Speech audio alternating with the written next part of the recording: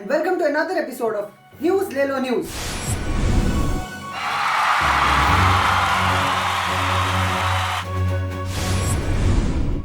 अगर आप ये सोच रहे हैं कि हम लोग इसके बाद भी वीडियोस कैसे अपलोड कर पा रहे हैं, तो congratulations, that feeling is mutual. Now, a lot has happened since we last uploaded a video.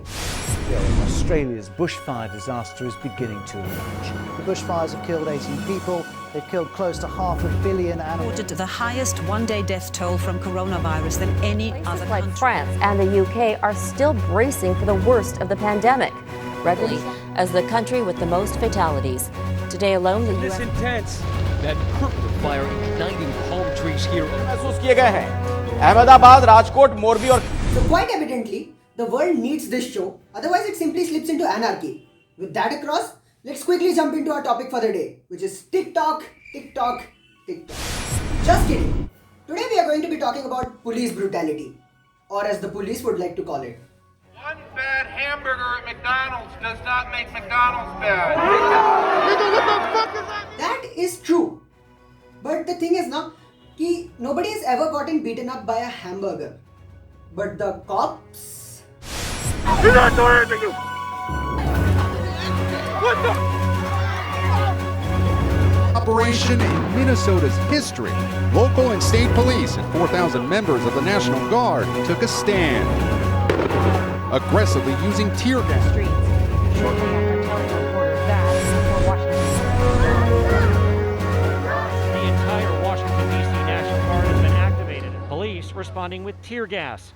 There's nothing we can do against it. On a serious note, the recent death of George Floyd in police custody has sparked widespread anger and protests all across the globe. The demand of the protesters? Quite simple. Black Lives Matter.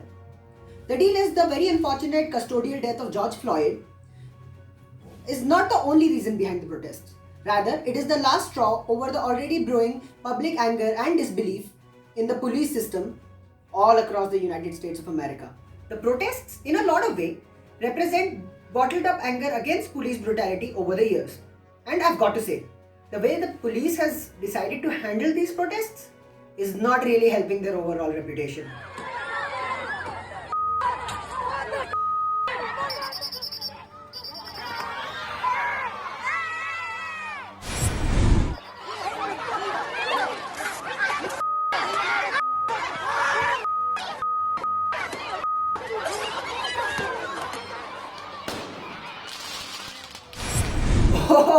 Okay, let me get this straight.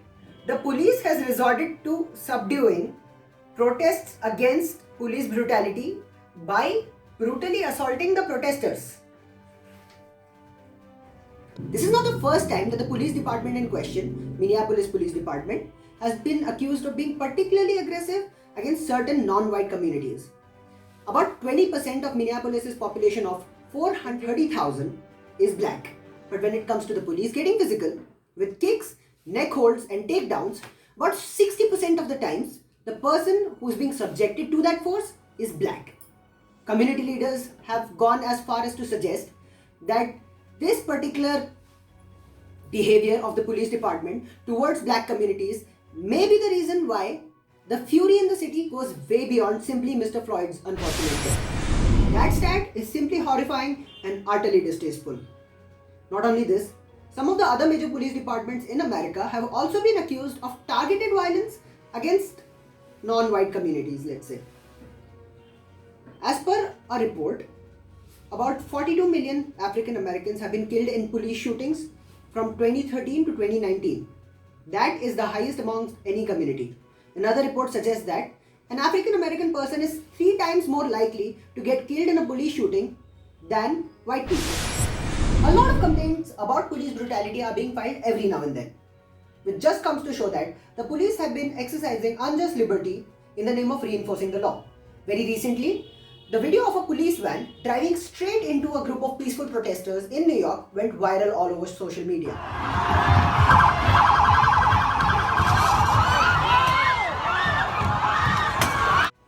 Okay, you might be wondering, theek hai, with so much going around, the president must have definitely done something. Yes, yes indeed. He did what every nice president is supposed to do. He went into his PEOC, President's Emergency Operational Center. Basically, वो bunker में जाके छुप गया.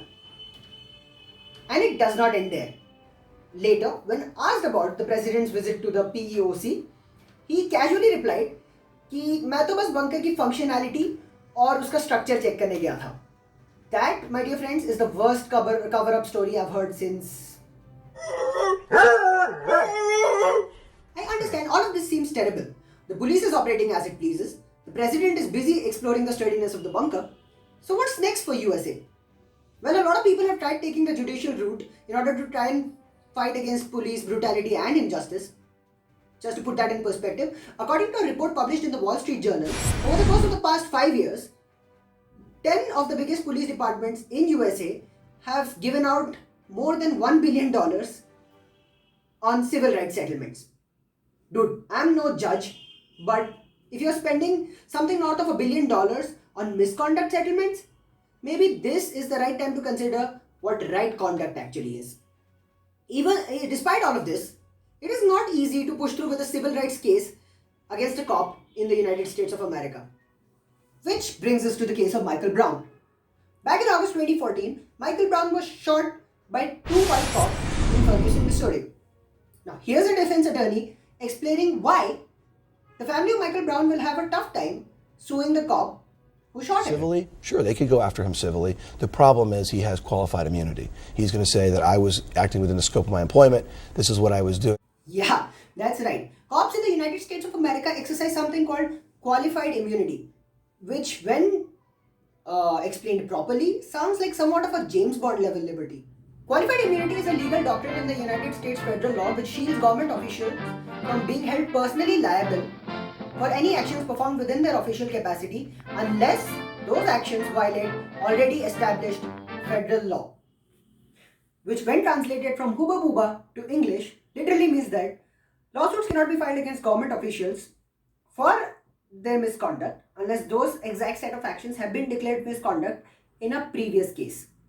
For example, a federal court ruled out the case of a policeman using excessive force against a pregnant lady when he shot the lady 3 times with a taser gun, only on accounts of her not listening to the police officer.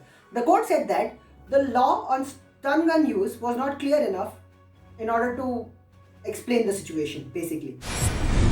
So some of you might be wondering, what can a person do? Well, things are changing slowly but surely.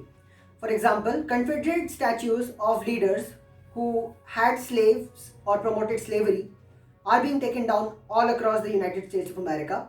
Also, a bill has been presented in the US Parliament which proposes to abolish qualified immunity. But that bill again has to be signed by the president, which may or may not happen. A lot of people have pointed towards police defunding as a probable solution, which is exactly what it sounds like, only better.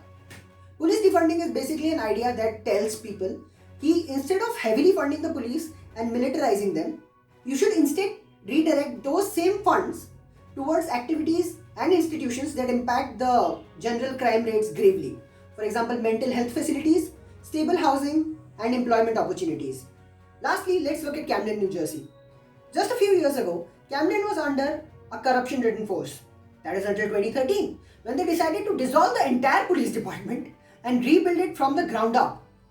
Basically, officers that had jobs in the police force had to reapply for their jobs, and some judicial policy decisions were reconsidered. I'm no analyst, but this has indeed shown positive effect.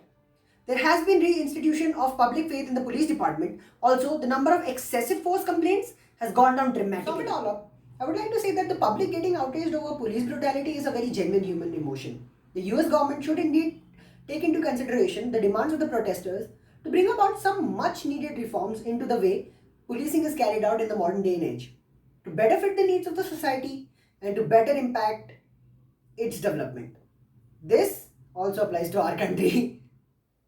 Or, as this Shakespeare of the modern age sums it up very clearly in a 30-second video call with the commissioner of the LA Police discussing Department. that the LAPD is slaughtering peaceful protesters on the street. I had 2 friends go to the protest in Beverly Hills a couple days ago, and the protest was peaceful until the police showed up with their excessive violent force, shooting rubber bullets and throwing tear gas. Is this what you think of protecting and serving? Because I think it's bullshit. Fuck you, Michael Moore. I refuse to call you an officer or a chief because you don't deserve those titles. I yield my time. Fuck you.